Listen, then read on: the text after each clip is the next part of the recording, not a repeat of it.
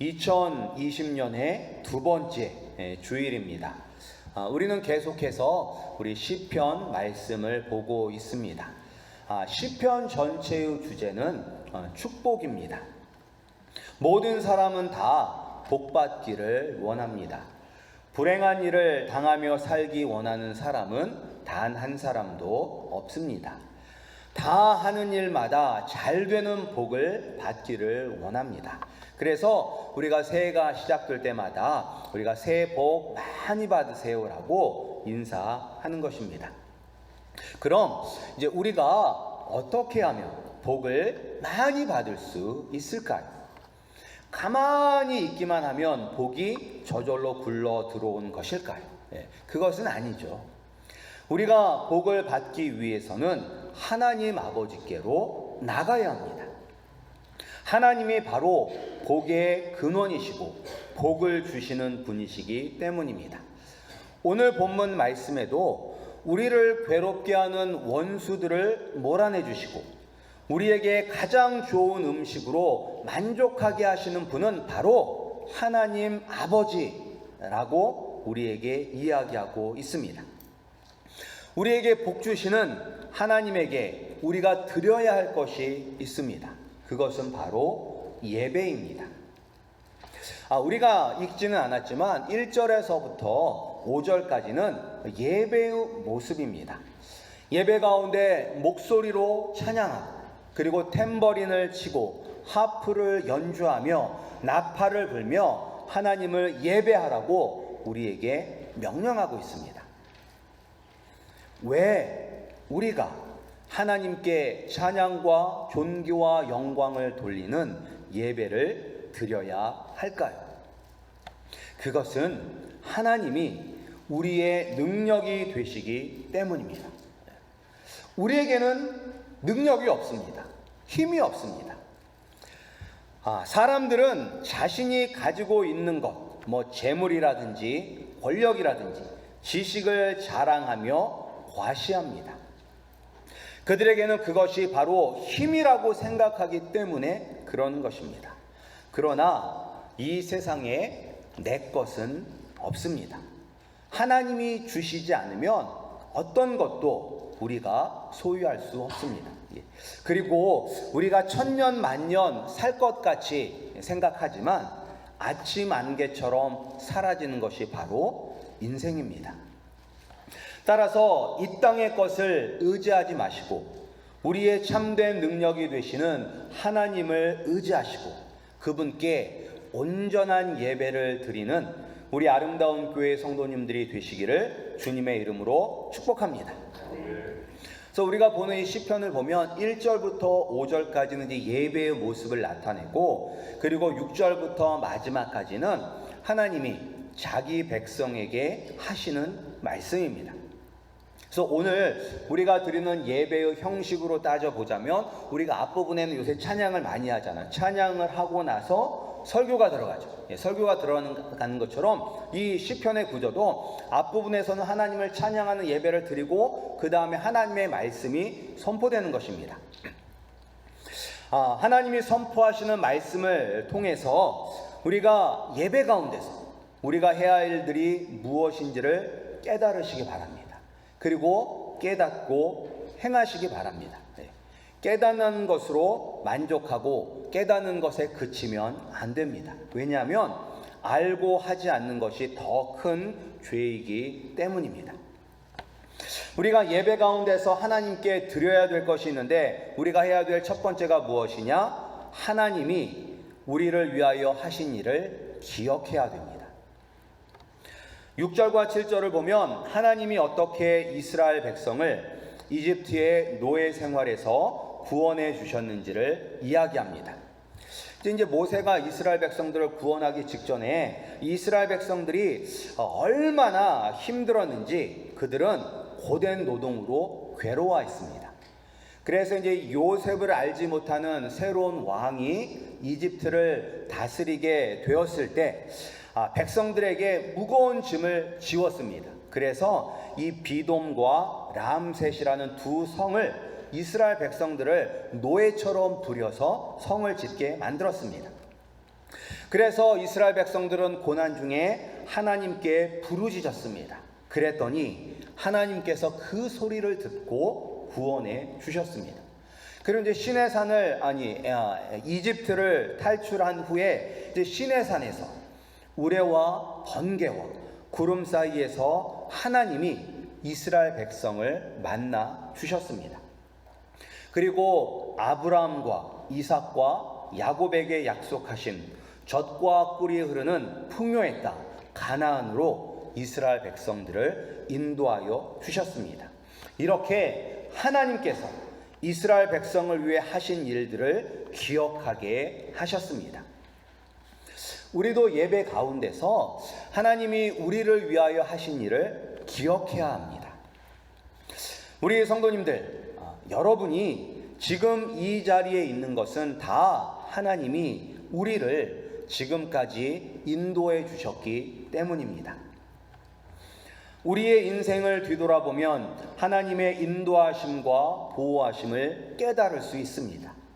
그때는 너무나 힘들었는데, 그때는 하나님이 나와 함께 하신다는 것을 깨닫지 못했는데, 이제 나의 인생을 뒤돌아보니 모든 것이 협력하여 선을 이루시는 하나님의 은혜로 여기까지 온 것이라는 것을 고백할 수밖에 없습니다. 우리가 지난날 하나님께서 우리에게 하신 일을 기억하지 못하면 지금 이 순간 우리는 하나님의 은혜를 누릴 수 없습니다. 과거 없이 현재가 있을 수 없습니다. 그래서 우리가 성경을 보면 기억하라, 기억하라. 내가 너희를 어떻게 인도하고 보호하고 지켜주었는지 기억하라고 셀 수 없이 나옵니다. 지금 너희가 누리는 것들은 내가 지난날 너희를 사랑하고 너희에게 은혜를 베풀어 주었기 때문이다 라고 말씀하시는 것입니다. 제가 섬겼던 이 아틀란타 교회 목사님이 이제 오감사 운동이라는 것을 합니다. 이제 하루에 5가지씩 감사한 일을 찾아서 기록하고 나누는 것입니다. 그런데 우리가 이제 이 감사한 일을 찾을 때 저녁에 찾잖아요. 저녁에. 그래서 이제 감사한다는 것을 찾는 것 자체가 오늘 하루 중에 하나님께서 나를 위하여 하신 일을 깨닫는 것입니다. 우리 성도님들도 한번 어제 하루를 돌아보시기 바랍니다. 분명히 하나님께서 나를 위하여 하신 일들이 있습니다. 우리가 매 순간순간마다 하나님께서 나를 위하여 하신 일을 기억하고 감사하시기 바랍니다. 우리에게 베풀어 주신 하나님의 은혜와 사랑을 기억하고 감사하는 것이 예배 가운데 있어야 합니다. 그리고 두 번째로 예배 가운데 있어야 하는 것은 하나님의 명령을 듣는 것입니다. 오늘 본문에 보면 하나님께서 이제 명령을 하세요. 우리 8절 9절 함께 읽겠습니다. 우리 8절 9절입니다. 시작. 내 백성이여 들으라. 내가 내게 증언하리라. 이스라엘이여 내게 듣기를 원하노라. 너희 중에 다른 신을 두지 말며 이방 신에게 절하지 말지어다. 하나님은 우리에게 명령하십니다. 그리고 우리는 우리에게 하신 그 명령을 들어야 합니다. 그 명령이 무엇이냐? 다른 신을 찾지 말고 우상에게 절하지 말라는 것입니다. 다른 신을 찾지 말라는 것은 하나님 외에 나에게 복을 줄 수 있는 대상을 찾지 말라는 것입니다. 하나님만이 복의 근원이십니다. 그리고 오직 하나님만이 우리에게 복을 주실 수 있습니다. 그래서 10절에 보면 내가 바로 이집트에서 고통당하는 너희들을 건져낸 하나님이다. 다른 신이 다른 것이 너희를 건져낸 것이 아니라 내가 너희를 건져내었다. 나에게 구하라. 나에게 부르짖으라. 그러면 내가 채워주겠다라고 말씀하십니다. 하나님께 구하시기 바랍니다. 하나님께 부르짖으시기 바랍니다. 하나밖에 없는 독생자 예수 그리스도를 아끼지 않고 우리에게 주신 분이 바로 하나님이십니다. 우리가 바라고 구하고 찾으면 우리의 필요를 채워 주십니다. 우리가 구하지 않은 것, 우리가 미처 구하지 못한 것까지도 부족함 없이 채워주시는 분이 바로 하나님 아버지이십니다. 그리고 우상에게 절하지 말라는 것은 하나님 외에 다른 대상에게 복종하지 말라는 것입니다. 사단 마귀는 우리를 유혹합니다. 어떻게 유혹하냐면 그 대표적인 것이 이제 돈을 가지고 유혹하죠. 돈이 가장 우리를 행복하게 만들 것처럼 유혹합니다. 돈만 있으면 무엇이든지 다 살 수 있다라고 생각을 합니다. 그래서 행복도 돈으로 살 수 있다라고 생각하게 만듭니다. 그래서 많은 사람들이 돈에 굴복하며 사는 것입니다. 그런데 돈 말고도 우리가 하나님보다 더 사랑하고 하나님보다 더 섬기기를 원하는 것들은 많이 있습니다. 세상 권력이 될 수도 있겠고요, 지식이 될 수도 있겠고요, 때로는 우리의 자녀가 하나님보다 더 우선순위에 있기도 합니다. 그리고 많은 사람들은 하나님보다 자기 자신을 더 사랑합니다. 그런데 이 모든 것들이 다 우상에게 절하는 행동이 되는 것입니다. 하나님이 이렇게 다른 신을 두지 말고 우상에게 절하지 말라라고 우리에게 명령하십니다. 하나님의 말씀을 듣는 그 시간이 지금 예배 가운데 우리 가운데 있어야 합니다. 하나님께서 지금도 우리에게 말씀하고 있습니다. 다른 신을 찾지 말아라. 다른 우상에게 절하지 말라라고 우리에게 말씀하고 계십니다. 그리고 이제 우리가 예배 가운데 하나님이 우리에게 하신 일을 기억해야 되고, 그리고 하나님의 말씀을 들어야 됩니다. 그런데 하나님의 말씀을 듣는 시간은 자연스럽게 회개로 연결이 됩니다. 왜냐하면 우리가 말씀대로 순종하지 못하기 때문입니다. 말씀에 따라 사는 것이 아니라 말씀을 거역하며 살기 때문입니다. 우리 11절 말씀도 우리 한번 함께 읽겠습니다. 우리 11절 말씀입니다. 시작.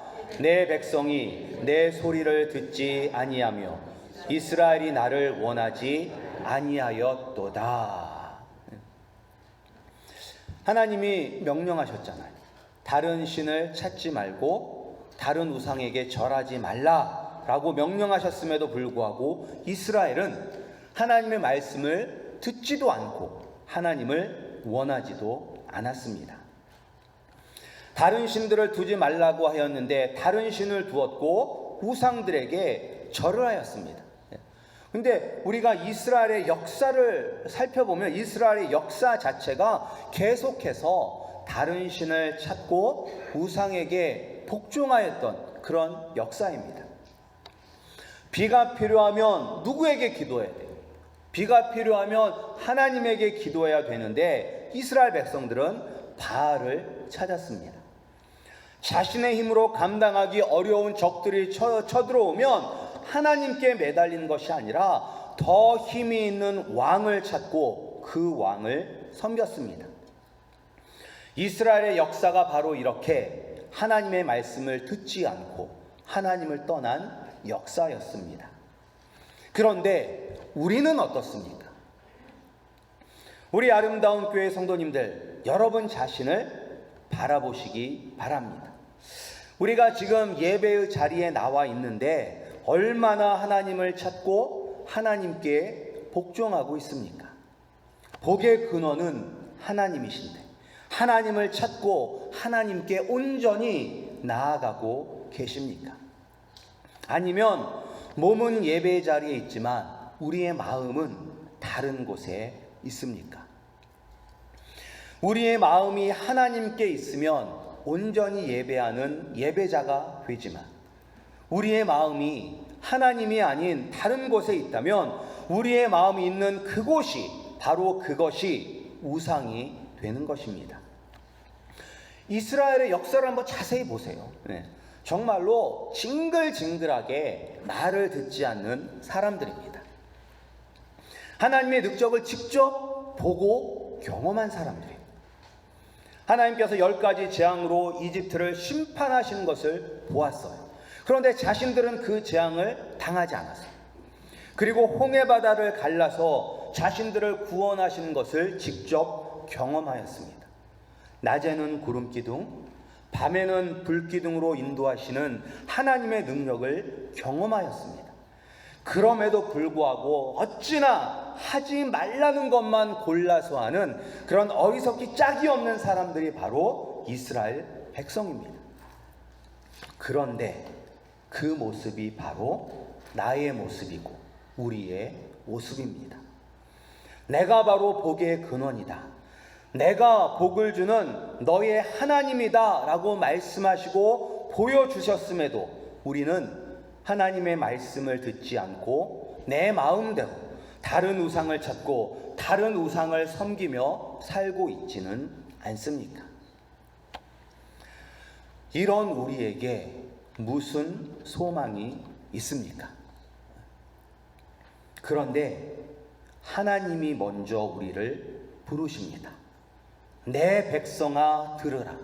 내 백성아 들으라 라고 먼저 우리를 부르십니다. 그런데 하나님이 이렇게 이스라엘을 부를 이유가 있습니까? 이스라엘이 꼭 하나님께 필요한 존재입니까? 마찬가지로 하나님이 우리를 부르실 이유가 있습니까? 우리가 하나님께 꼭 필요한 존재입니까? 그런데 왜 우리가 먼저 하나님을 찾지 않았음에도 하나님은 우리를 부르시는 것일까요? 오늘 시편에서는 하나님이 뭐라고 부르고 있냐면 내 백성아 내 백성아라고 부르십니다. 그러나 우리에게는 뭐라고 부르시느냐? 내 아들아 내 딸아 라고 우리를 부르십니다. 예수 그리스도의 핏값으로 우리를 사셨기 때문에 우리를 부르시고 계십니다. 내 아들아 들으라. 내 딸아 들으라. 내가 바로 너의 아버지다. 내가 바로 너를 유일하게 행복하게 만들어줄 수 있는 아버지다 라고 하나님은 우리에게 말씀하고 계십니다. 우리 아름다운 교회 성도님들, 하나님 아버지의 음성을 들으시기 바랍니다. 그 음성을 듣고 회개하고 아버지께로 나오시기 바랍니다. 지금 이 예배 중에 하나님 아버지가 우리를 부르시고 계십니다. 예수님께서 우리의 마음 문 밖에 서서 우리를 부르시고 계십니다. 우리가 회개하고 돌이켜 우리의 마음의 문을 열고 예수님께 나아가기를 원하십니다. 그런데 우리가 회개 기도만 한다고 해서 진정한 회개가 일어나는 것은 아닙니다. 회개에 합당한 열매를 맺어야 합니다. 그 열매는 가치관의 변화, 말의 변화, 성품의 변화, 행동의 변화가 나타나야 합니다. 하나님의 말씀을 듣고 나를 위해 십자가에서 죽으신 예수 그리스도를 위하여 사는 인생이 되어야 합니다. 주를 위해 헌신이 있어야 합니다. 우리 교회에도 헌신한 일들이 참 많습니다. 교회는 작지만 둘러보면 할 일은 참 많아요. 친교회 돕는 것, 쓰레기를 버리는 것, 주일학교 교사, 한글학교 교사 등 할 것이 많습니다. 그런데 보면 많은 분들이 다 헌신하여 자원하여 하지는 않습니다. 여전히 마치 손님처럼 왔다 가시는 분들도 있어요. 그런데 우리가 예배를 드릴 때 예배는 우리가 손님처럼 와서 드리는 것이 아니에요. 이 교회는 하나님의 전입니다. 하나님의 집이에요. 그리고 우리는 그 하나님의 집에서 일하는 사람들입니다. 따라서 우리 성도님들도 정말로 주님 앞에 나와 은혜 받으시고, 그리고 여러분들이 세상을 더 사랑하였던 그런 것들을 회개하시고 돌이키셨다면 주님의 몸된 교회를 잘 섬기시기 바랍니다. 예. 이러쿵 저러쿵 불평하는 것이 아니라 여러분이 하시면 되는 것입니다. 예. 그래서 정말로 우리 아름다운 교회 가운데 정말로 작은 것부터 자원 안으로 섬기시는 많은 분들이 나타나시기를 주님의 이름으로 축복합니다. 이런 회개가 예배 가운데 일어날 때 우리가 구원의 확신이 생기는 거예요. 어떤 어려움이 우리에게 닥쳐와도 예수님이 함께 하시니 이길 수 있다라는 자신감이 생기고 승리를 경험하게 됩니다. 그리고 그 승리를 경험하게 되니 더 신바람 나게 예배 드리게 되는 것입니다. 내 백성아, 내 아들아, 내 딸아 들으라 라고 우리를 부르시는 하나님 아버지의 음성을 들으시기 바랍니다. 그리고 예수님을 온전히 따르지 못하고 헛된 우상을 찾아 따랐던 것을 깨닫고 고백하시고 회개하시기 바랍니다. 우리가 회개하고 아버지 앞으로 나아갈 때 가장 좋은 것으로 채워주시는 주의 능력을 경험하게 될 것입니다. 이런 능력의 하나님을 경험하는 예배를 날마다 드리시는 우리 아름다운 교회 성도님들이 되시기를 주님의 이름으로 축복합니다.